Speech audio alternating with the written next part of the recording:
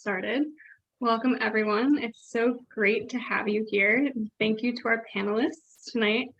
We're super excited for this program and super excited to hear more about you guys tonight. So this is our Women in Healthcare panel. So all of our panelists tonight have backgrounds in all sorts of healthcare types of careers. So to start, I'm hoping we can just go around the room. I'll pick you out since I know we're all on different orders on each other's Zoom screens. But I will call on you and we can just have you introduce yourself and kind of give us a little bit of background on what you do and how you got to be where you are. So we'll start with Toni, since you're first on my screen, if you don't mind. Okay, my name is Toni DiMargio. I am the CEO of Churchill Counseling Services in Youngstown, Ohio. I'm also a licensed professional clinical counselor. I started out as a business major in my undergrad because I wanted to work in human resources. And I had a psychology minor because I always was interested in psych. Well, I couldn't get a job to save my life when I graduated college. And I used to give advice to all my friends and help them out with their problems. So as a joke, one of my friends made me a little soda can and put the psychiatrist is in 5 cents. And that's from the Charlie Brown thing. So I called Youngstown State University and I said, do you guys offer a psychology program? And they said, we have a master's in counseling. If you're interested, I said, okay. 2 weeks later, I was enrolled. And I did my internship at Todd Children's Hospital, which no longer exists. And then I started working for Churchill Counseling under the previous owner. And one thing led to another to I've owned Churchill now for, I think, 25 or 26 years. I forget. It's been a while. 26. 20. Thank you, Sue. Sue's been with me for almost the entire 26 years. So that's where I am and that's what I'm doing and I love it. Awesome. Thank you. Yeah, that's awesome. Okay. Katie, you are next on our screen. If you want to go ahead. Yeah. Hi, everybody. I'm Katie Compton. I'm the director of the Eastern Gateway Respiratory Therapy Program. I started out actually in respiratory therapy. I was a graduate of the program when it was Jefferson Community College. I was encouraged by my instructors to go back and continue my education. And while I was doing that, I was also an adjunct instructor in the clinic for the students. I finished my degree and later on, Kathy and Cindy, both one of them retired and there was an opening. So I applied and here I am. I love teaching. That's one of the reasons why I kind of continued with my education because I felt like that was my strong suit. But I love seeing the students succeed and especially in healthcare. Healthcare is tough, you know, and I like to ensure that they can make it and get the best that they can get. So that's me. Thank you. Sue, you're next. My name is Sue Coonrod, and I'm a licensed professional clinical counselor, supervisor designation. I'm also a licensed independent chemical dependency specialist, supervisor designation. I've had this long, strange career. I started out as a school teacher, and I taught for a number of years. And when I relocated to this area in the 90s, there were no teaching jobs. And I substitute taught for a year and I decided I think I'm going to have to do a career change because there just were literally no teaching jobs in the Mahoning Valley. So I wanted to stay engaged with children because that was my passion. And I thought, well, what would be like the next closest thing? So I enrolled in the YSU counseling program. And my first job was after I got, as a licensed as a counselor was working in a dual diagnosis locked unit at Northside Hospital, which was open at the time. It was still Todd's Children with drug addicted teenagers. And it was a joint project of Northside Hospital and Neil Kennedy. And at that time, I also got another licensure as a chemical dependency specialist because again, I worked with those, chemically dependent children for a number of years. And that unit actually closed. And from there, around that same time, Toni and I were in graduate school together. And Toni told me one day, hey, I've just purchased this practice called Churchill. Would you be interested in, coming on board as a counselor? And at that time, I had just accepted the job as an executive director of a family counseling clinic, a United Way nonprofit in Alliance. And I was like, yeah, I think I could do that. So 25 years later, Yeah. I'm still with Toni I'm not there full-time, but part-time. I'm Churchill's Clients' Rights Officer. And I was executive director of a nonprofit for 9 years. And then from there, I went on to the Counseling Center of Columbiana County. And I was hired as a chemical dependency specialist there. And then I became in charge of the chemical dependency department. And in 2019, I retired as the clinical director of the Columbiana County Mental Health Center. But I've always, I wasn't quite ready. No disrespect to anybody who likes garden clubs, but I wasn't quite ready to return to garden clubs. So, Toni talked me into staying on board, because at that time we were launching telemental health, and that was prior to COVID. And so I am still with Churchill Counseling as a client's rights officer in, private practice. And Melissa Brak and I, who you'll be hearing from, who's an amazing person, who is my successor at the county. I'm doing a little bit of consulting work for the county right now as well. I'm working with Melissa. And a quick shout out to Toni DiMargio, because she will never, ever tell you this. But Toni, and I don't remember what year it was, but Toni was actually Youngstown State's Alumni of the Year for counseling. Yes, you were, Toni. Counseling services, yes. And she was also an Athena Award Woman's nominee as well. So, she's women that own private practices in counseling are few and far between. And Toni has done a remarkable job of building a counseling service that has helped thousands of people across the Mahoning Valley. So she's quite the powerhouse, but she'll never let you know that. Oh, thank you, Sue. You're welcome. Awesome, thank you. And last but not least, Melissa, if you'd like to introduce yourself. Yes, hi, Melissa Brak, and thank you, Susan, for all those nice things you said. I am an independently licensed social worker with the supervisor designation. So I'm the director, or the clinical director of the counseling center. And I started out with in my undergraduate, I started out with, I thought I was going to be a nurse. I got so far into that. And then I thought, this really wasn't for me. It's a great profession, just wasn't for me. So then I switched over to, I found out there was a such thing as social worker. So switched over to that, got my bachelor's degree in that. And I worked for, it used to be Catholic Community Services, and I taught conflict resolution in Youngstown City schools and also in Catholic schools. And I love doing that. Did that for a little bit, a couple years. And then I went to work at Children's Services for a year. And when I worked at Children's Services, that's where I figured out, I really want to work with families. And in order to do that, I knew I was going to need more education, and wanted to go back and get my master's degree. So that's how I ended up getting my independent license. I went back for my master's degree in social work, got my independent license in social work, and worked for a brief time at an agency because I live close to Pennsylvania. So I worked for an agency there, got a wonderful education in family systems. And then I came to the counseling center, and I've been working at the counseling center for 10 years now, and I've worked several positions there within the agency. So I've been able to see a lot of different departments and how they operate within the counseling center. And it's just been a wonderful experience. So I'm so glad to hear. My next question for you guys. I know that in each of your areas, there are lots of licensures and designations and things like that. Can you each go through a little bit of what that process looked like for you, or maybe what it looks like now, and any advice that you might give to someone seeking out those licenses? And we can just go ahead and go in the same order. So Toni, if you'd like to start.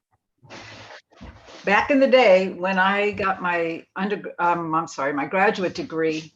Jay, can you close the door? Okay, my husband just got home. So back in the day when I got my graduate degree, we had to take X amount of numbers of classes. And when we would graduate with the master's, we would have, right prior to graduating, we would have a designation of counselor trainee. But once we graduated, they would take that away from us and we would have no licensure until we did an internship or whatever for maybe 6 months to a year. So what I had to do in order to work, once I lost my CT, counselor trainee, I actually took the social worker test. I became a licensed social worker. So I was able to practice and go into private practice under that.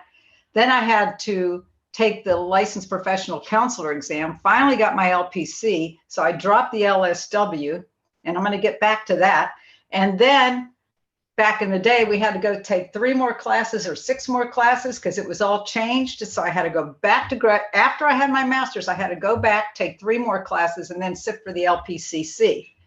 These days, they just put you right through.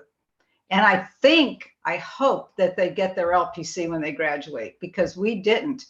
But I almost think if you're in private practice, even though I'm very proud to be a licensed professional clinical counselor with supervision designation, what upsets me is we are not allowed to bill for Medicare clients. They will only allow social workers to bill for Medicare. So if you're going to go into private practice, sometimes I advise people, if you want to work with the geriatric population, you might want to get your licensed independent social worker.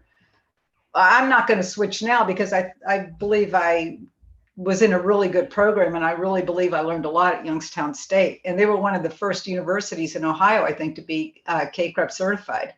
So it's up to people now what they want to do. If you're going to be in private practice and you want to treat Medicare, you're going to have to be a social worker. If you don't care about Medicare and just do everything else we do, then be a counselor. And I think Youngstown State has a wonderful counselor program. So that was my story. So, Sue, whoever's next. Awesome, thank you. Okay. I have Katie next on my screen, unless Sue, you'd like to go next. Let's let Katie go. All right, so respiratory therapy is pretty interesting. It requires licensure as well. The cool thing about it, though, is once you graduate from an accredited COARC program, which is our accreditation body, it could be with an associate's degree or with a bachelor's or with a master's or with the newly credential for a master's in respiratory care practice. It's kind of like a nurse practitioner, but it's in the specific respiratory field. We all take the same boards. We all take the same respiratory exam to become licensed. So whether you have an associate's or a master's, you're still taking the same boards. So I mean, leaves kind of the field wide open there. Our program, once you graduate from that accredited program, you sit for your boards, which is the national exam. And once you complete the national exam, there are actually 2 different credentials. We have the CRT, which is a certified respiratory therapist, which is a little bit of a lower credential. It just shows that you meet the minimum requirements, but there's still a second portion of an exam that you have to take to be the registered respiratory therapist, which is our highest credential. So as they have to get a minimum score to be able or eligible to take the registry, or the CST as we call it. And once they do that, it's more of a clinical simulation. You're walked through these specific patient scenarios that allow you to very, very critically think and apply your knowledge. So I always say CRT is just multiple choice recall, and then the higher the RRT is, you can critically think, you can decision make, you can gather information, and you show the knowledge that you've obtained. So once you obtain those credentials, either CRT or RRT, it's dependent on the state. The state of Ohio right now requires every therapist to be a registered respiratory therapist to practice here. The state of Pennsylvania only requires you to be a CRT, so they do not need that higher credential. State of West Virginia right now, I think, is kind of in limbo. They're trying to go to, everybody has to be an RRT, but they've been kind of throwing it up in legislation to kind of decide what's best for them. But once you complete that national board, you can apply for a license in any state. So you graduate in the state of Ohio, you pass your national boards, you want to move to Florida, all you got to do is apply for a license in Florida. So, you know, movement and everything it's pretty fluid around the state. Everybody accepts everybody's, you know, we're all taking that same national board. But like I said, there's other things. You can get a bachelor's, you can get the master's, you can get the respiratory care practitioner, and they're just a little bit higher on the specialty list and allow you to open your scope of practice a little bit more. You do a little bit higher level critical care things, A-lines, procedures and things like that. You can order medications, but the steps are there, you know, and it's in place. But right as of now, that APRT, that advanced practice degree, is only in Ohio. So we're kind of blazing the way here with designing that degree, and hopefully they make a job for it. So, but right now, respiratory therapy, it's a pretty hot market. So just at the entry and with the associate's degree still opens a lot of doors. Awesome. It's really interesting to hear that there's the same credentials for every level of the degree. That's really interesting and good to know, I guess. Thank you. That said, I guess I do have a follow-up question. Would you recommend one degree over another to help prepare someone for that certification? Actually, I've done a lot of research using COARC's website and the data and things that they collect, like auditing themselves. So they're over all the respiratory programs. And we've noticed that there really is no difference in the pass-year rates. Actually, the associate's programs have higher pass-year rates than the bachelor's degree programs. And then they also go by enrollment as well. Due to affordability and cost, people are going to enroll at the associate community college lower level because it's more affordable, and, you know, in that aspect. And then the bachelor's, I feel like, kind of just gives you a little bit more background in like core, like, you know, world history or psychology, or, you know, makes you a little bit more educated in those areas as well, which kind of, it does make you a better respiratory therapist, you know, going in, if you're thinking about continuing on, like if you want to do education, or you want to do sales, or you want to do research and things like that. So, you know, just on, I guess to answer your question, I would recommend an associate's to get your foot in the door. And then if you're interested in higher, you know, management, administration, education, that the bachelor's degree would be more for you. But sometimes people don't know. I feel like once they get into a program, they don't know that they want to be a respiratory teacher. They don't know that they want to be a manager of a department. They get there first and then they decide, you know, hey, I feel like I could do more. So it's just, I would recommend the associates being the gateway. Awesome. Thank you. You're welcome. Sue, would you like to share some insights on the credentialing?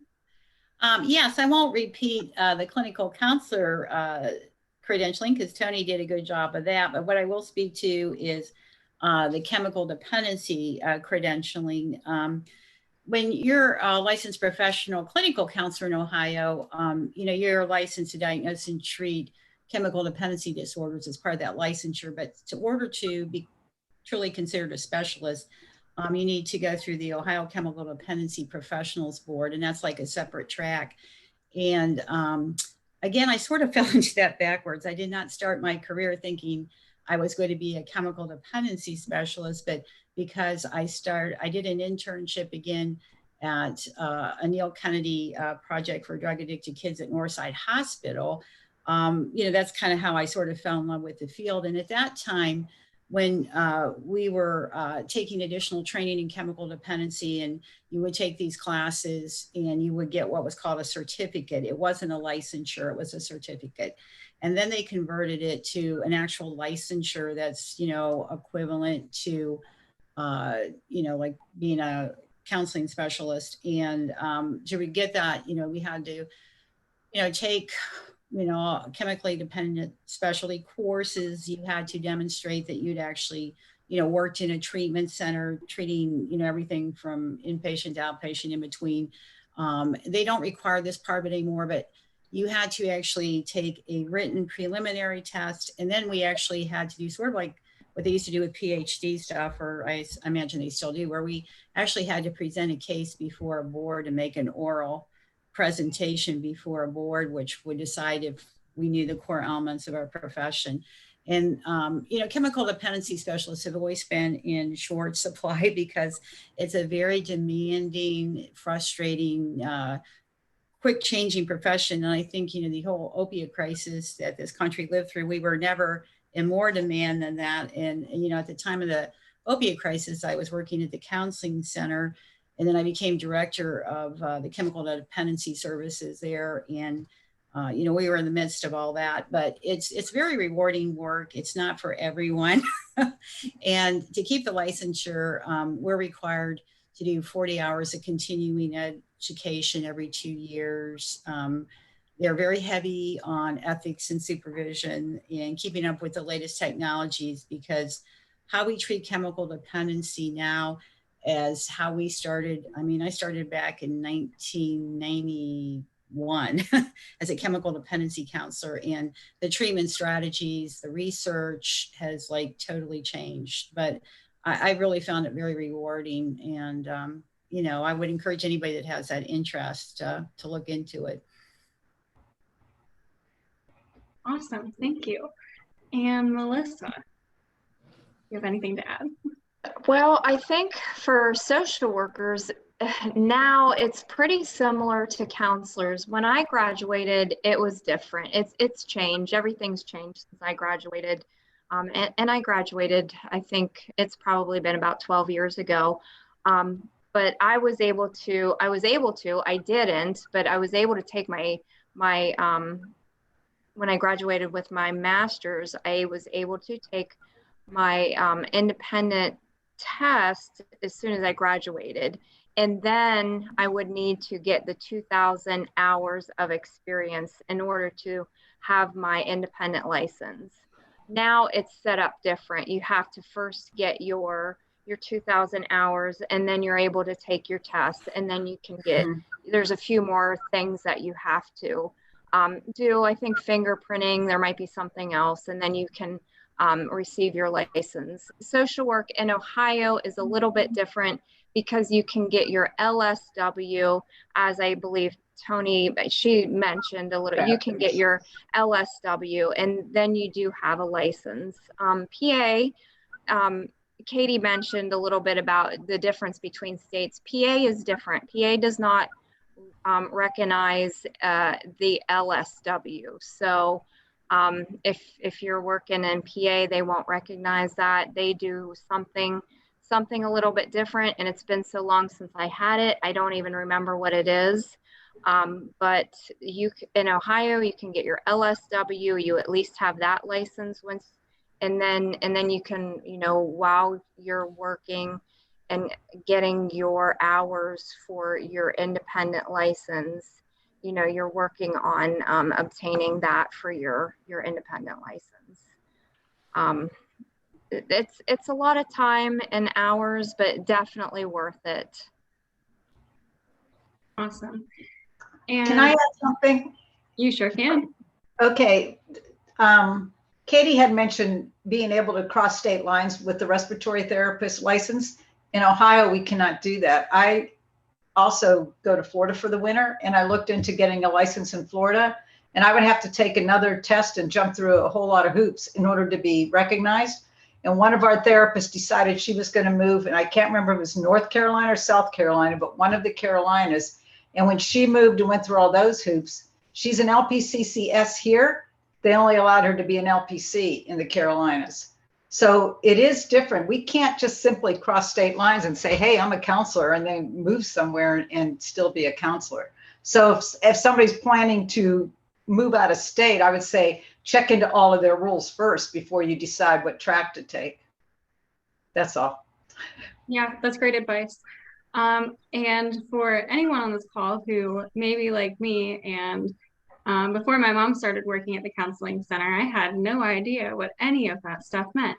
But can you guys talk a little bit about the differences between being independently licensed versus not, and also the supervisory part as well? Whoever wants to go.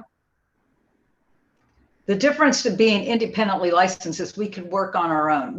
I could work in private practice. I can treat whatever client, except Medicare. I could treat any client I want from birth to death, and I can bill for those services. If I'm only a licensed professional counselor, and in private practice, we have to be on an insurance panel. So we have to apply with Medicaid, Aetna, medical, I can't remember them all. There's some, I can't remember. Who is it? I can't remember, but there's so many insurance companies that we have to apply with each individual insurance company to be able to treat clients and bill for them. As an LPCC, we can usually get on all those insurance panels. As an LPC, there are very few. The medical mutual, you could treat them, but you have to treat them under supervision. If you're an LPC, you must work under supervision. So that means an LPCC-S has to review your records. They have to sign your treatment plans. They have to sign your diagnostic assessments. But that's all private practice. Now, if you go work for a big agency like Belmont Pines or what's out there, Turning Point, I don't even know if they exist because everybody keeps changing their names. But if you go work for a big agency, they get federal funding. So pretty much anybody can work there because they're not billed by the name of the person who's working there. They're billed, the agency bills for their services. So if you're just starting out, you're probably going to have to work somewhere like Belmont Pines or work under supervision. And at the time, we had to take 2 different tests. I think there's 1 test now, but I can't swear to it. So, Sue, do you know if there's still 2 tests? Or No, I haven't really paid any attention to that, to be truthful. Yeah. I thought, no, I thought there was 1 generic test and then you have to put in your hours to have it convert, is what I thought. But I remember taking the 2 tests. Yeah. Back when I graduated, 30 years ago. Yeah. So. That was some people. That's the one thing too. Over the years, as is appropriate, they keep changing the licensure qualification rules, the testing, the ways they test and evaluate people new to the profession.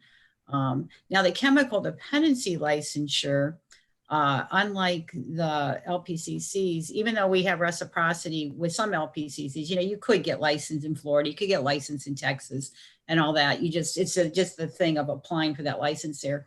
With the chemical dependency licensure, that's a lot more portable. There's a lot more reciprocity with that because, all you have to do is just an Ohio independent chemical dependency licensure converts to a national certification licensure. So you just pay your, money up front for that and you're good to go. But again, that speaks to the shortage of chemical dependency people in this country that, that licensure is kind of a hot one right now in terms of there's a great need for chemical dependency professionals everywhere. And as far as the supervision designation, that allows you to supervise someone to become independently credentialed. Awesome. Correct. Yeah, that's true, Ms. Le. Awesome. Katie, I'm not sure, does the respiratory therapy area have any kind of special designations like that would apply? At this time, you constantly always have to work under supervision of a physician, whether it be like the department physician or say you work at a home care company or something like that. You can't be independent. Like I can't just go out and start a practice and do respiratory therapy or anything like that. Like I said, they did start that at APRT, that advanced degree. And basically, I feel like that kind of rolled out from there's a shortage of pulmonologists. There just aren't enough pulmonologists to see all the lung patients. So they're trying to get respiratory therapists pushed up into that position where then they can start practicing still under supervision, but have a little bit more free reign in treating the patients. But like I said, a little bit different. We're always under supervision. Awesome. Thank you. Kind of pivoting a little bit, I'm going to ask each of you if you could share maybe one of your biggest challenges that you've had in your career and maybe what you've learned from it or how it's helped you grow.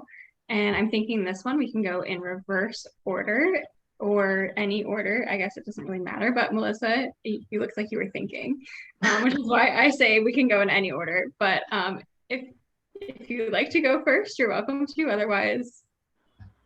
Whoever Yeah, I think I do need a little bit of time to think. Okay.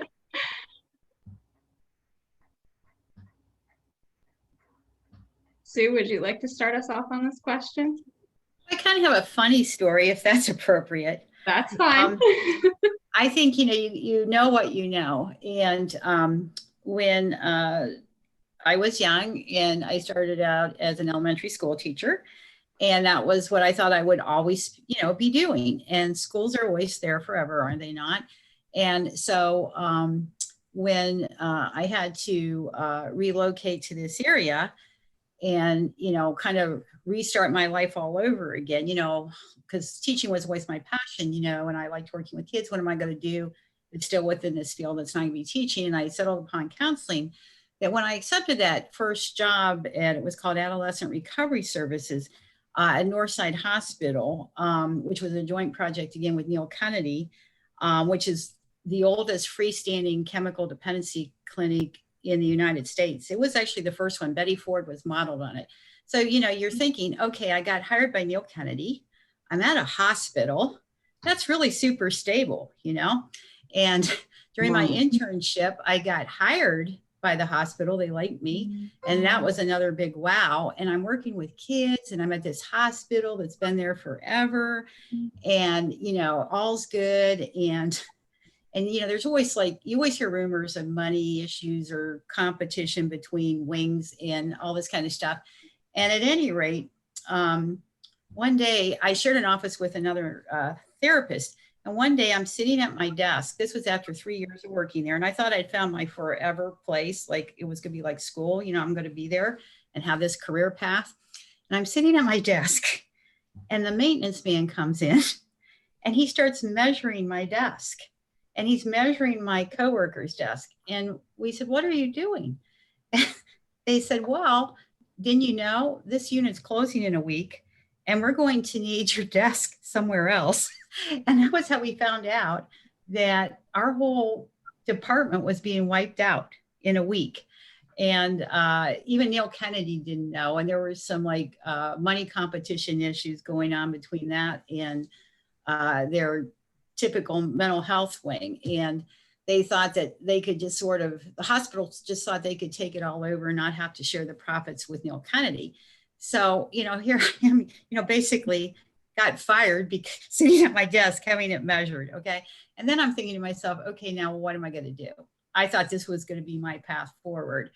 And I was fortunate enough that, I was able within a couple of weeks, it was just all kind of good timing, knowing people to, accept a job as executive director of this little family mental health clinic nonprofit in Alliance that worked out. And then at that time, I met Toni and stuff like that, but that was kind of like a weird moment. And then what I realized was what it really taught me was in terms of healthcare and agencies and things like that, things can be very fluid and sort of like in healthcare, nothing is necessarily forever.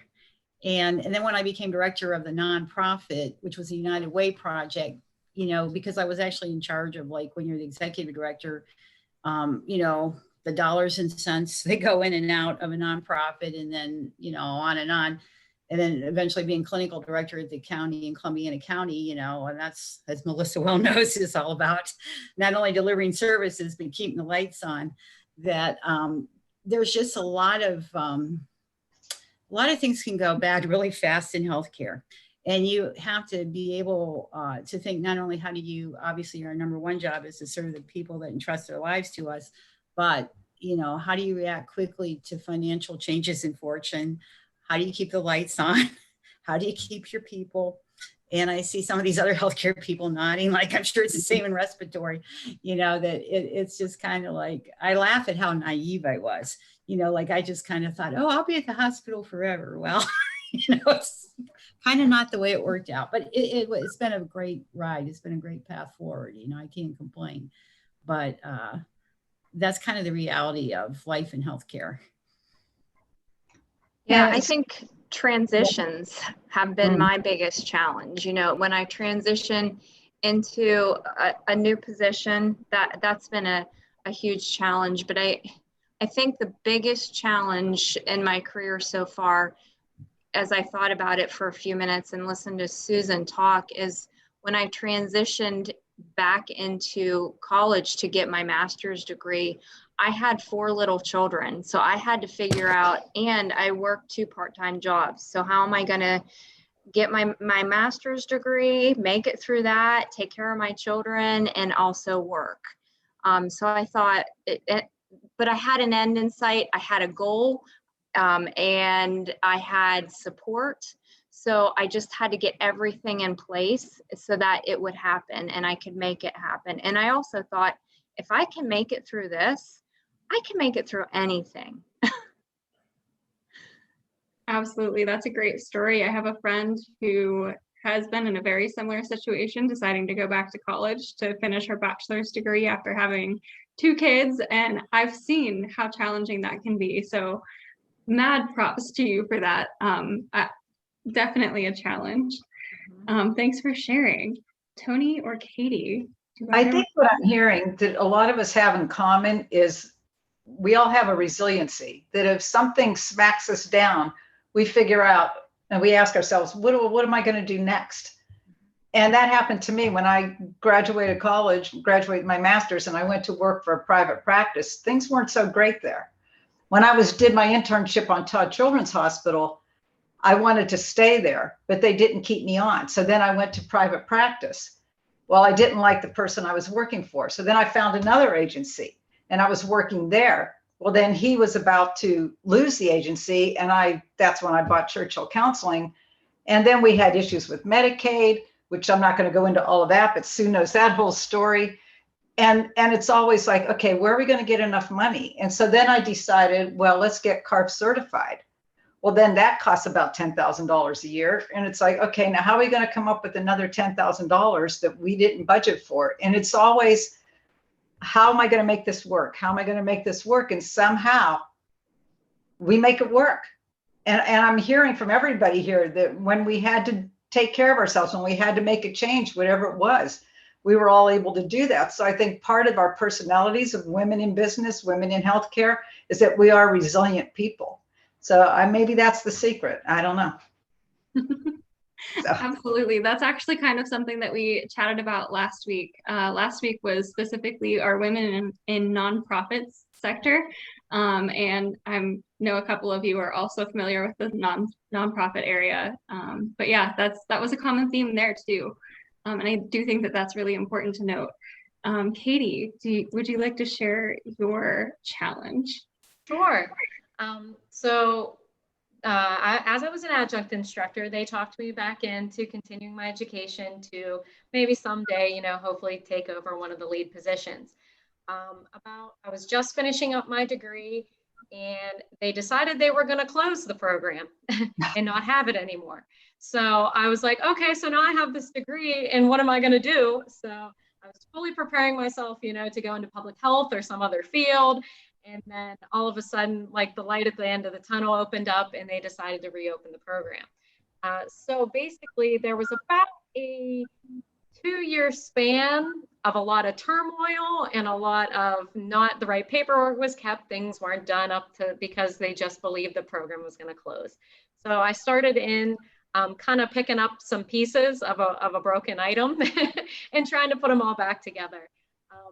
We did have a couple little, things with, CARC was put us on probation. Test scores weren't that great. Pasture rates, enrollment, was down. So basically I had to, with the help of a lot of other people, pick up the pieces and kind of build the program back up. And I'm really happy to say, like I said, with Toni and Susan and everybody and Melissa, resiliency, we take the challenge and we just do our best to refit it all and make it something new. So the program's now back.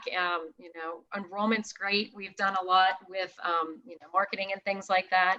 And then also we've done a lot to bring the test scores back up and put us back in good graces with CARC. So we're no longer on probation. So I feel like I kind of walked into a disaster area, and that was the biggest challenge, because then I was like, do I really even want this? It's not going to be an easy transition, but like I said, all the ladies said it, resiliency, is kind of the biggest thing I've learned from that. Awesome. It sounds like you guys have been through. Yes, Can I ask Georgie. a question? Yes, you can. Okay. What I'm hearing mostly from the counseling people is that insurance is a big issue. And the fact that insurance companies don't recognize mental health services as they do most physical services, and is just a fact that you have to deal with in your profession, correct? It's actually gotten better. We used to wait 2 or 3 months for payment. Now we're getting payment in about 30 days. But there are some insurance companies, like Anthem is one. Some of their plans will pay 50 cents to us and then charge the other $50 or $60 as a copay to the client. I mean, we've gotten checks for 50 cents from Anthem. Jeez.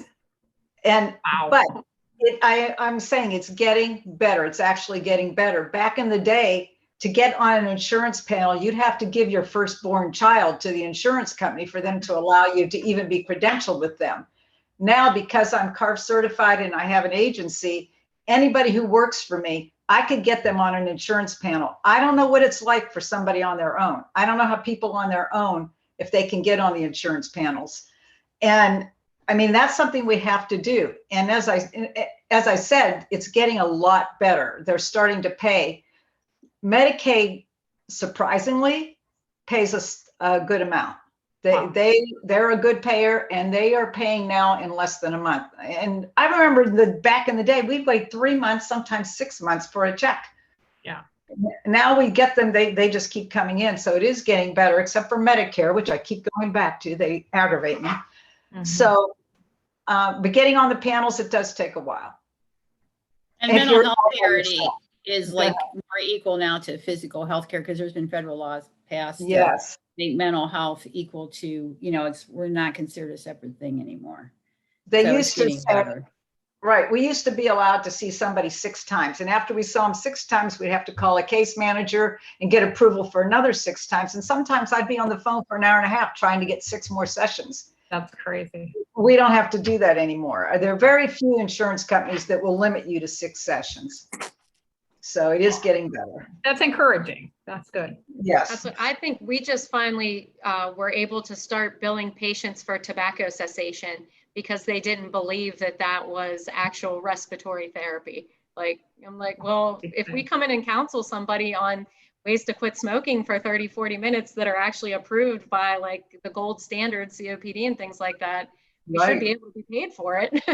But they just actually started doing that. Wow.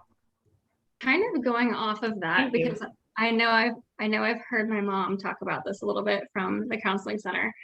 Can you, one of you or several of you, I guess, shed some light on what it's been like transitioning during the pandemic? I've heard from my mom that there have been issues with getting telehealth services to be billable and things like that. Can you talk about what that has been like and what kind of challenges have maybe been presented there? Can I go first? Sure. We were already using electronic medical records, and we were already set up for telehealth before COVID hit. So once COVID hit, we just went right into it. And Sue was our first person. Sue was starting to use telehealth before COVID ever hit. She was one of the first, if not the first, counselor at Churchill to start using it. So we were able to transition very easily. And because of the public health emergency, we're allowed to use telephone calls, emails, texts. Even though we don't do email and text, we mostly do use a program called Doxy.me, which is HIPAA compliant. For some of my clients, I use FaceTime. And we're allowed to use Zoom. We're allowed to use any kind of thing where you see the client, but we're even allowed to use telephone. Now, I don't know how long this telephone thing's going to last, but right now, because of COVID, we're allowed to connect with our client in any way we can. And since we had everything set up prior to COVID, we just transitioned right into it. And the insurance companies will, my biller, if she was here, she would explain it to you, but she knows how to code for the telehealth, because the insurance companies, depending what insurance company, they want you to use a certain code that's not all the same. It's not consistent. So different insurance companies are using different codes in order for us to let them know we're using telehealth. But the reimbursement rate, as far as I know, is the same. So that's me. I'm done. Awesome. Does anyone else have anything to add to that? I feel like we were partially ready. You know, I think obviously COVID caught everybody off guard, but as far as telehealth, you know, we had the electronic health record, but we weren't ready for telehealth. We had a lot of our people, you know, we have community support providers. They already had laptops or netbooks and cell phones. So they were already able to provide services via telephone, and they could do the Doxy Me. They probably weren't doing that, but they could do FaceTime and Google Duo.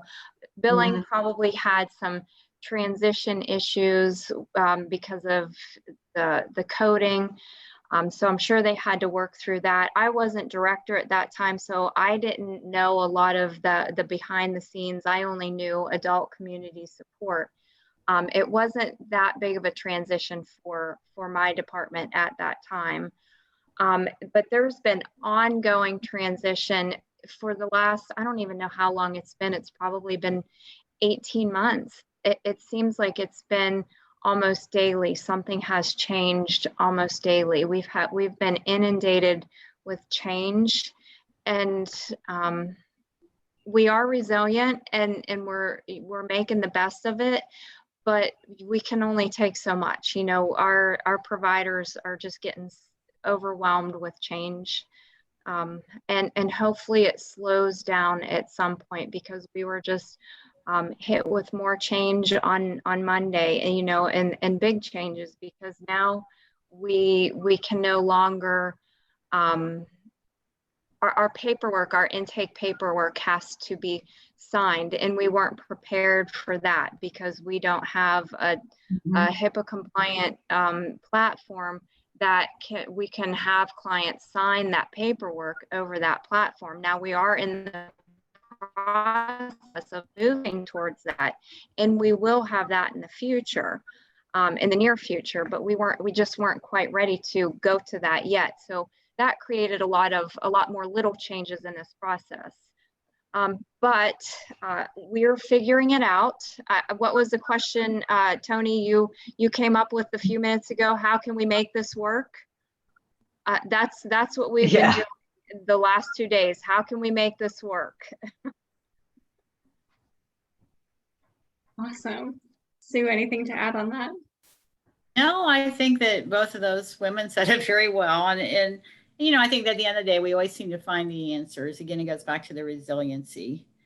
And I guess one of the things I'm very personally grateful for is that in this day and age, we have the availability of telemental health to deal with the COVID crisis, because if this crisis had hit, let's say at the start of my career, when we were still doing paper charts, there was a time when, even when I worked at the hospital, I mean, we would transcribe things into a dictaphone. The unit secretary would eventually type them, but they were actually physical typed paper charts. And then in the private practices, or even at the county, you know, we were handwriting notes and all this kind of stuff. So the electronic records and the telemental health really helped us provide services to people in need during COVID that you know, we wouldn't have been able to provide those services, I would say 10 years ago. So we were kind of fortunate, not that the COVID hit, but that we had better, you know, resources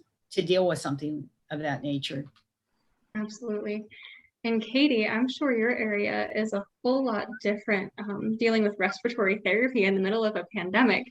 Can you talk a little bit about how you've had to adjust and what that looks like in your area? I was going to say, well, you know, we were kind of the frontline people. We didn't have the telehealth option. You know, they were taking care of the sick. You know, you have to see people with respiratory illnesses. You know, they usually required some kind of assistance via a medical device that we can't provide at home. Now, on the other hand, though, I feel like people who are managing long-term issues, such as our COPDers and long-term asthmatics, things like that, people that are more chronic, you know, don't want to come into the hospital, right, and be around all those sicker people, because then they're apt to catch more. So there was a lot of legislation being pushed to allow respiratory, especially home health providers, to do telehealth visits. I'm not quite sure if a lot of it got passed or not. I mean, I think it's still up in the air because I didn't see anything, stating that, yeah, we're going to do this now. But it did open up the door with being able to, bill for smoking cessation and things along those lines. But like I said, it's just been, like Susan said, a good but a bad thing. COVID, nobody wanted this, but I feel like nobody knew about respiratory. You were a nurse if you were a woman, and you were a physician, or a physician if you're a man. Now we see respiratory, we see radiology, we see social workers, we see, everybody, lab techs, all those people that were didn't have a place, being pushed to the forefront and saying, yeah, everybody has a place. I feel it did the same. Mental health was such a big deal. How do we deal with that in a time when we have to be so isolated? So it was a good and a bad thing, but in that aspect, it was good for respiratory. Absolutely. I'm excited to hear that for many of you, COVID seems to be kind of pushing us toward the future a little bit quicker than we may have otherwise seen. But Katie, you bring up an interesting point, saying that generally nurses are the women and the doctors are the men, which leads me, perfect segue into my next question. Have any of you received any pushback or had any problems being a female in your industry, maybe being a female in a leadership role, or something like that? Whoever wants to go. When I started out, and I said the first private practice where I worked, it was owned by a man, and I'm not going to say his name. He was a physician. He was condescending. He was not a nice person.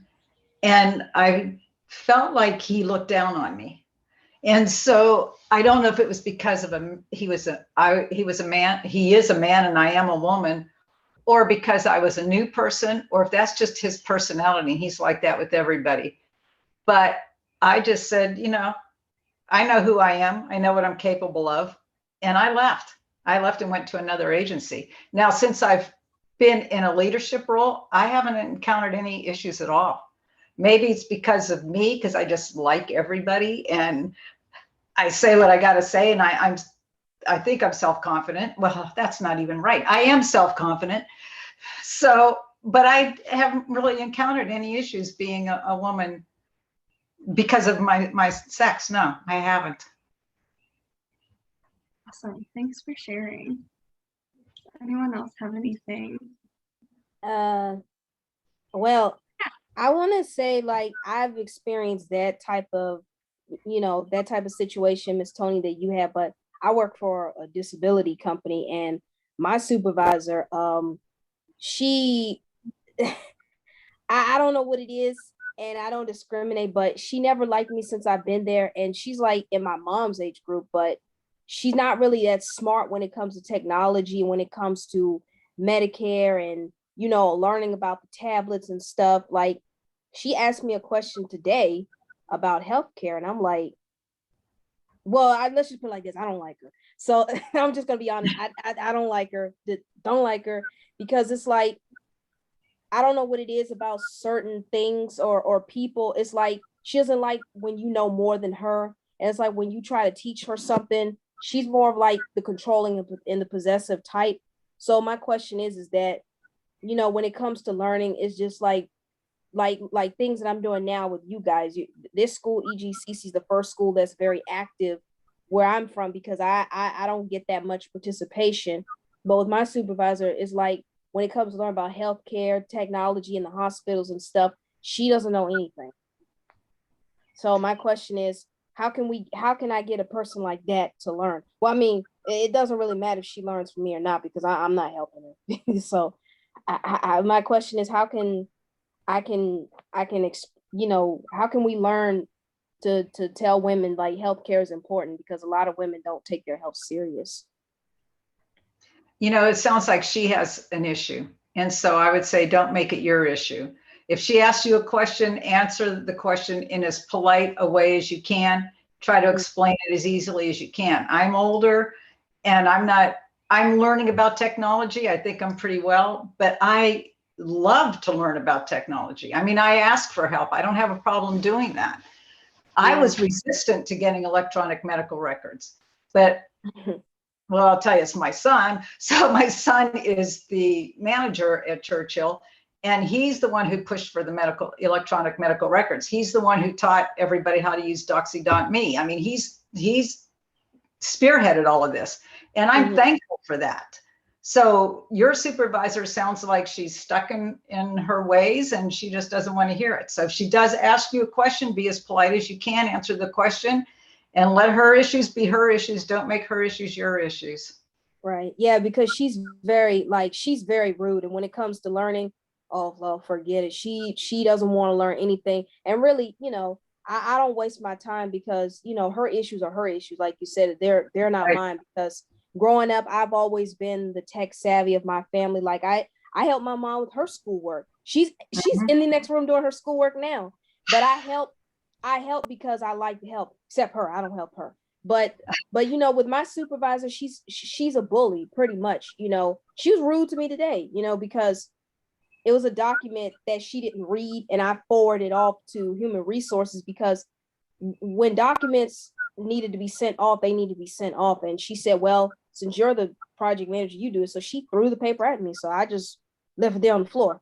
And then later on, she asked, did I send the paper? So I just ignored her, but I will take your advice. I don't let her issues be my issues. When she asks me a question, I tend to ignore her. I hear her, but I just ignore her on purpose. That's only going to hurt you. Answer the question, be polite, and then move on with your life. Yeah, see, I need to come work with you then. I need to work. Okay. Yeah, she's been with me for what, 20, 30 years, 26 years. So I wouldn't mind, because I like to learn. And, with her, she's not into learning at all. She's more of like, she's 62 years old, and that's all she knows is Facebook. I mean, really, like Facebook, that's all you want to learn. She manipulates people. She feels more comfortable people doing her work. But that's not me, because I tell her, no, I'm not doing it, because that's not my responsibility. You make more than me. You've been in this company 8 years. I started 2 years, and I've learned everything on my own. And mind you, I've learned on my own. She didn't train me like she was supposed to. Well, I don't expect to, because I don't like her. But anyway, yeah, I like your idea. okay. That was great advice. Something I learned from the previous agency I worked for, we had like all these guiding principles, and the one that just always stuck with me is we're all learners and we're all teachers. And I just love that. And through being a director and a supervisor, it's, I don't want to say it's nice, but it's been good for me to have employees that are challenging, and also employees that just are really good at, they just do their job, and they're so easy to supervise. But it's also been good to have those challenging employees, because the challenging ones, they teach me. They're teaching me a lot. They're teaching me about myself, and they're also teaching me how to be a better supervisor and director. Whereas the ones that are, they're just the employees that are doing their job, they're so easy that they're teaching me that, it's just good to have that range, so everybody's teaching you something. And that's what I try to remember and try to learn. I can learn from everybody. I can learn from everybody around me. That is great advice, and that's definitely something that I'll be taking with me. Katie or Sue, do either of you have anything to add? Well, I'm kind of thinking about, like, my relationships, like with men in the field, have been kind of varied. When I first became the executive director of the nonprofit, when I first came there and was hired, the person that was the board of directors, president, and the treasurer, they were both men. And they were kind of old-fashioned men. And the previous director had been a man. And so then, I came in, I wasn't young, but I was younger at that time. And, at the beginning, they were sort of like micromanaging me, in terms of, you know, they didn't have degrees in counseling. They didn't know anything. And they saw that we were working with a very high risk population in sort of a, you know, challenging part of Alliance. You know, there was kind of a crime ridden area with a lot of problems. And at the beginning, it seemed like it was a lot of overstepping, but then as time wore on, you know, it's kind of like what Toni said, you know, you just keep being polite and respectful. And then when they saw my competence and the competence, obviously, of the people that were working there, then it got to the point where they were actually hard to find. You know, they went from micromanaging us, you know, like kind of to respecting the competence. And then I guess my next second thing would have been with that was being director of chemical dependency services during the opiate crisis situation. One of the things I was very proud about was that we worked very, very closely with the criminal justice population in Columbiana County, because we provided services to the jails, where we actually went into the jails, delivered services. We started drug court programs. You know, most of our people actually were on probation parole. So I was working with all the different police departments in Columbiana County, plus all these different judges, which was kind of like a male heavy structure. And depending on the police chief, depending on what thing, you know, some of them were more open toward women leadership than others. I guess I'm going to put that in a politically correct way. And so it was about sort of building those relationships with those men and recognizing they had different levels of competence in that area. And then in terms of just kind of trying to figure out, okay, what are their concerns? What are their needs? And how can we meet them? And, you know, instead of sort of getting all wrapped around the wheel with, maybe you're being dismissive of me because, you know, you see me as a woman, the person that I replaced was a man who had been there forever, that everybody knew. And, you know, who was this person that's coming along? And once you kind of figured out what their interests were and how I can help you meet your interests, then those kind of walls sort of melt away. Because in the end, whether people are men or women, they just kind of want to get their needs met in whatever program or whatever they're running. So if you can just kind of figure what that is, and then not sort of take their personalities personally, then you kind of get past that. But it's a challenge. It's a challenge if you're a woman. And then I also find that there's also a bias sometimes toward younger people entering professions. You know, older people have risen to these professions of competence. And let's say if I'm in my late 20s or 30s and suddenly I'm a supervisor or whatever, sometimes maybe older management stuff won't necessarily give you the proper respect because they're kind of youth prejudiced, I guess, for lack of a better word. So, you know, it's all about trying to, you know, I guess have faith in your competence, have faith in your professionalism. And like what Toni's saying is just like, just because someone else is acting a certain way doesn't mean you have to go there, you know. Nobody can have any power over you unless you give it to them. So kind of not giving your power away, I guess. Now I know why you and my mom are such good friends. My mom tells me that all the time. Your mother's a pretty powerful person. She's pretty cool, if I do say so myself. She is cool. I call your mother the rock star. Yeah. Katie, did you have anything you wanted to add? I was going to say, just to expand a little bit on what Susan said, I do feel like it's not so much being a woman, it's being younger. I have communicated via email with a lot of people, and then when I show up there, they're shocked that this is me, or they don't treat me with the same respect until I, you know, finally get to introduce myself and tell them my title. So, you know, I have experienced that just a little bit.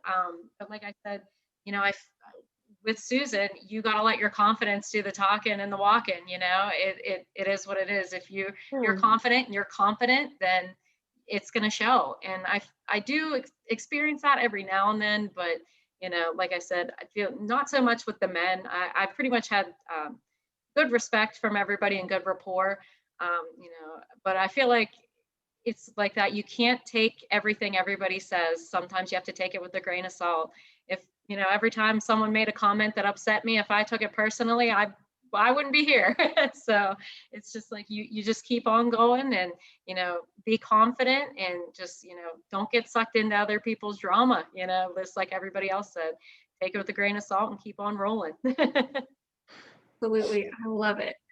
The next question and the last question that I will have for you guys before I open the floor to questions from whoever else may be joining us tonight.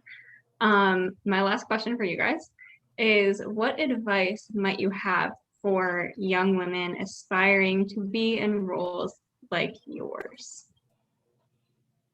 And again, whoever wants to go first, just go for it. Who did she call on? You, Toni.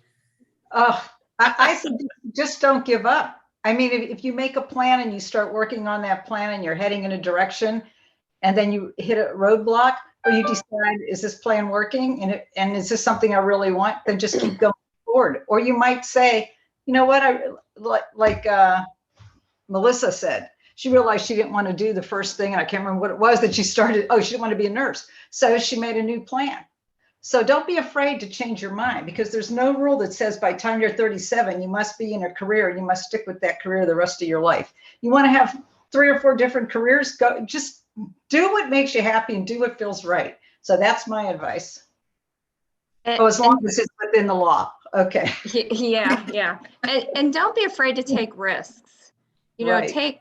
take risks and be prepared to have, you know, failures, a harsh word, but you're going to have some failures, and you're going to mess up, and you're going to make some mistakes, and that's okay. We all do it. We all make mistakes, and that's just going to teach you to be gracious with everybody else who comes along. You can just pay it forward, you know, for the next people that come along and make mistakes after you. And the other thing I would say is surround yourself with great people. You know, somebody great once said, "Show me your friends and I'll show you your future." And really that's true, because it was because of a friend of mine who was planning on going to college is why that's the biggest part of the reason that I ended up going to college, because hey, if she's doing it, I can do it. And she's doing something pretty great now. And that's why I went to college. Surround yourself with great people, great leaders. Be a great leader.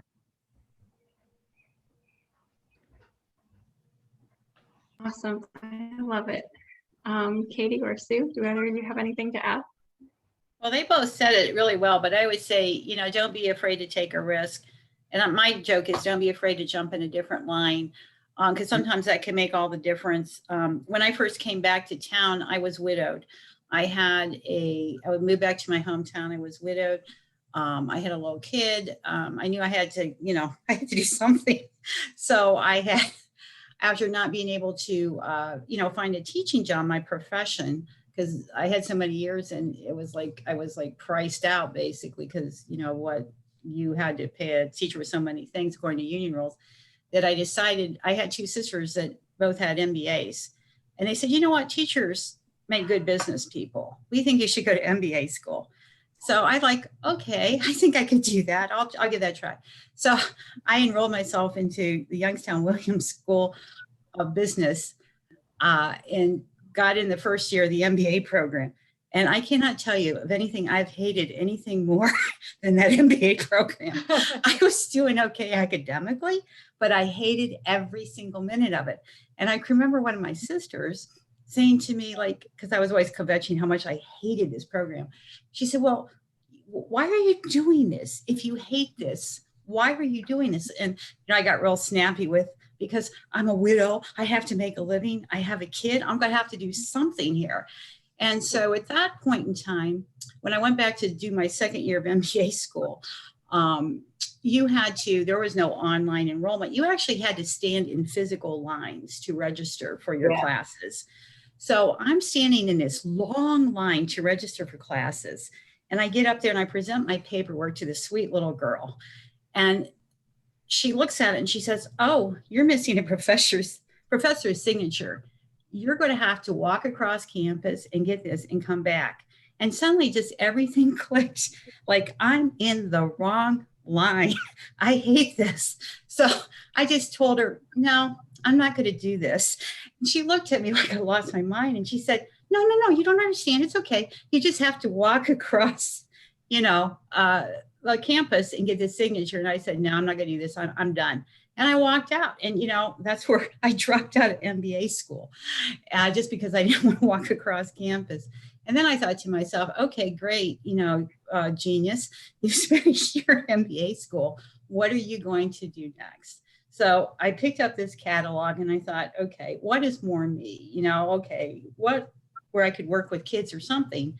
And then I found the counseling profession, which actually has made me surprisingly way happier than if I'd stayed a teacher. So bottom line is, a week later, I came back and I got in a different line. And 30 years later, here I am. So I guess what I would say is, if you feel like you're in the wrong line, even if you've invested some time in that line, like what Toni was saying, it's okay to take a risk and be true to yourself, because if you're not true to yourself, you're never going to be happy. And, somebody once said, do what you love and you'll never work a day in your life. Right. Even though I've had a few days, I will say, where I've had to work. Most of my 30 years, including my teaching career, I really feel like I never really worked. I have a brother-in-law who says every day, he loves his job. He says, he never says, I have to go to work. He says, I get to go to work. And that's kind of the way I feel. I get to go to this job. So that's what I would encourage you, because then you can take all the craziness that happens, the ups and downs of professions, the strange people you might have to deal with, whatever. But if you really love what you do, then you never work.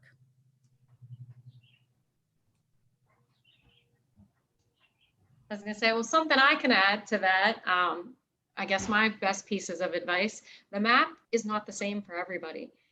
Like everybody kind of pointed out, you could be in the same profession for so many years before you decide to take the next step. It might just not be the right time. And, don't, cookie cutter yourself up to somebody else that's at a certain age and has already accomplished something. Mm-hmm. Things are just, going to go for you the way they're going to go. And then another piece of advice that I always give to my students, whether female or male, is, like with your education, with anything you do, we're here to give you the tools, but you got to put the labor in to build the house.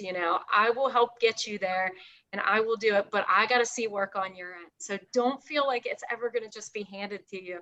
Know that you're going to have to come up and rise up and meet it and do the work as well. So those are just two of the things I always love to tell my students.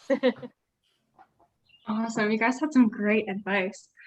I'm going to open the floor now to questions from anyone who may be here. If you'd rather put them in the chat, that's fine. I'm monitoring the chat so we can make sure we're catching those. If you would prefer to unmute and ask questions, that's great too. But yeah, floor is open. Well, I'll ask two questions, Lauryn. The first question is geared towards the women that work within the counseling profession. Within the counseling and within the psychology industry in general, there is a big problem where younger children are being early diagnosed with some kind of disorder when it's just them being a kid. Or you have a parent that wants to enroll their kids in counseling because they're just a kid being a kid that may need more attention than somebody else.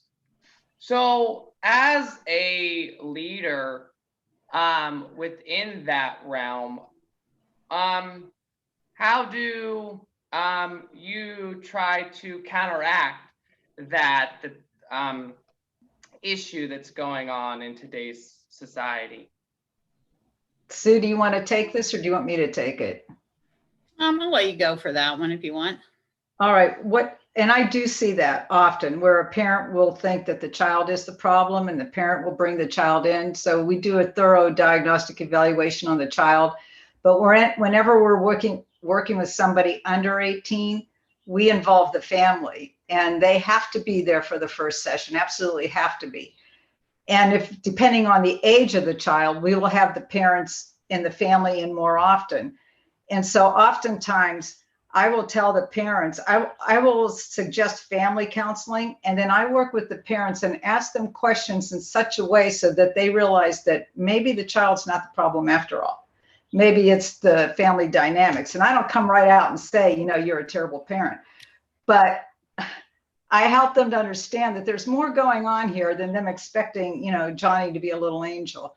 And we have one therapist who works almost exclusively with children whose parents are getting divorced.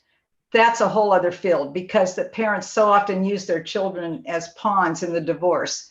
And so we have to be very careful when we're working with them so that we're not taking sides with one parent over the other, when in reality, we'd like to take the child away from both parents. But obviously we're not going to do that. So it's a fine line. We have to be very careful when we're working with children, and we have to keep the parents engaged so that they don't get mad because we're not saying what the parents want us to say. We want to keep the child in counseling, but really we're working usually with the entire family, except in the case of a teenager. That's a different story. But I'm talking about, you know, kids still in grade school. Teenagers are like little adults. And so we're going to work with them on whatever their issue is. And Sue works a lot with families. Okay. Well, and then I guess I'll hop in too. I think I'm going to take the other side of parents. You know, the research shows that parents know their children very well. And one of the things I'm actually kind of happy about is that more children have access to mental health services than would have had in the past. And, you know, you're absolutely right. I guess it's Carl that asked that question. There are some parents that, you know, are kind of seeing things that aren't there, but there actually are a lot of kids that have issues that need some kind of intervention, attention. Parents need some guidance. And, you know, I think, you know, early intervention is oftentimes really helpful. You know, we used to say little kids, little problems, that if you catch some of these things when children are younger, then invalidate, you know, whatever that child is expressing. But it's complicated because every child is different and every family situation is different.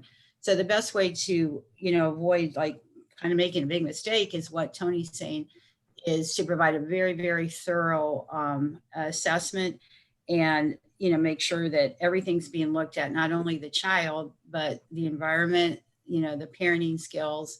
And then also too, that the people who are providing these services are properly trained in child therapy, because working with kids is a whole different therapy approach, you know, than working with adults. So, you know, that's kind of how it's been handled at the agencies where I've worked at. And I think we've actually, to be truthful, had really good outcomes, you know, for the most part. I don't know, Melissa, I don't know if you would speak to that, you know, from the counseling center with all the early childhood programs and things that. Yeah, and I'm thinking more specifically with our in-home services that we offer at the counseling center, and even more specifically, the intensive family services program that is geared towards parenting. So the child is the identified client. However, the service is really addressing the family systems, and it's geared, so we address the parenting, and it's with any service, especially with family, you know, when you're working with parents of children that are acting out because of parenting issues, the number one, just like Toni and Susan have already said, it's really about engagement. You have to keep the parents engaged, and that relationship is key. That's the most important part, so that you're able to have the opportunity to make change within that family system unit. Exactly. Awesome. Thank you, guys. Any other questions? And then the second question that I had is for Katie. I love your energy in general throughout the whole presentation, but you did mention age in one of your answers to a question. And healthcare is the land of expertise and the land of credentials that you could have if you're young or you're old. It just depends on that individual and the process in which they got credentialed and learned their expertise in a given area.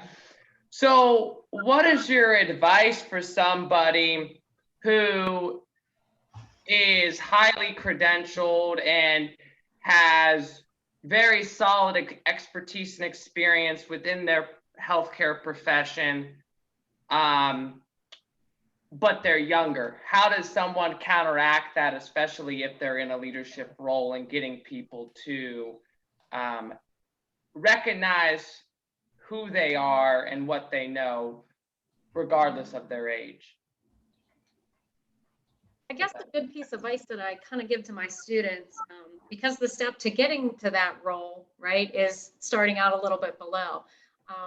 One thing I noticed with the respiratory therapist and myself, being confident with the physician, getting him to take your opinion and all that, I always go by the rule of three. I making a suggestion and then back it up with three things, three outcomes that are going to be positive by it, or three, kind of research-based facts on it. That way, there's more of a reason for them to take your experience and your opinion into account. And that's just kind of one of the bigger things, because everybody takes everything at face value nowadays, with social media and everything. So we look at a person and we kind of already form an opinion about them. But like I said, I always let your intellectual and your confidence and your knowledge do the talking. Back yourself up and come prepared and come confident. I feel like that's one of the biggest things that'll help you overcome that and succeed. So, any other questions? Yes, I had a question for Katie.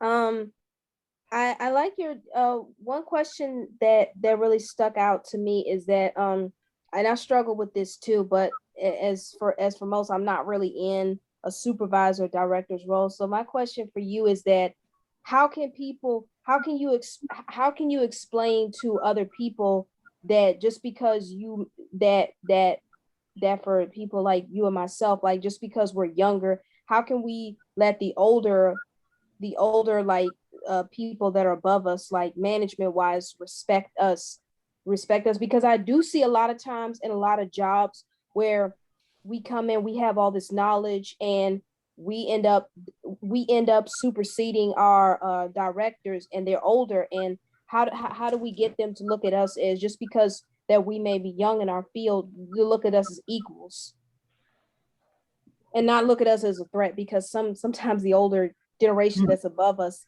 sometimes they can feel threatened because we come in with all this knowledge, and they may be knowledgeable too, but we're not a threat. We're just as equals as you all. So how can we stand out and let them know that, hey, we're here learning and growing just like you. You all may have been here longer than us, but how can we get past that? I guess one of the things I find, I reach out to anybody and everybody I can. Like I said, I'm just one program director of the respiratory therapy program. There are a ton of other directors there. There's a radiology director, a nursing director, and they are all have been in their fields and they've been established there. And I reach out to them all the time for advice, and we bounce off each other. They give me advice, I take it, I try to spin it, bounce it back off them, then they might use something that I've said. Just be contributive, don't be defensive. And like I said, everybody does everything different. So, and you're just bringing something new, something exciting to the table. And if you're excited about it and, you're open to their suggestions as well, I feel like that's a lot easier to transition into a position, or to move up, or to make a better relationship with somebody on a different level.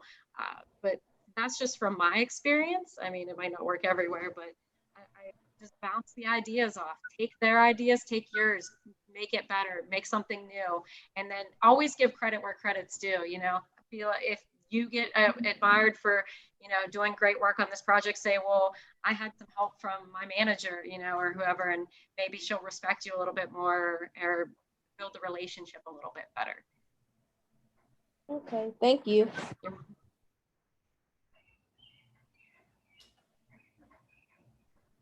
Any other questions? We have time for maybe one or two more.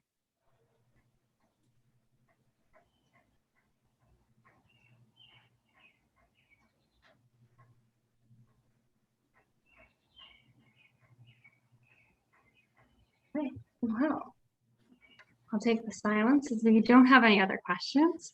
But that said, thank you all so much for joining us tonight. Huge thank you to our panelists. And I would be remiss if I did not recognize the fact that you all were indeed our frontline workers to get us through the pandemic physically and mentally. So a huge thank you to you for all that you do for society. We appreciate you. And we appreciate you for being here with us tonight.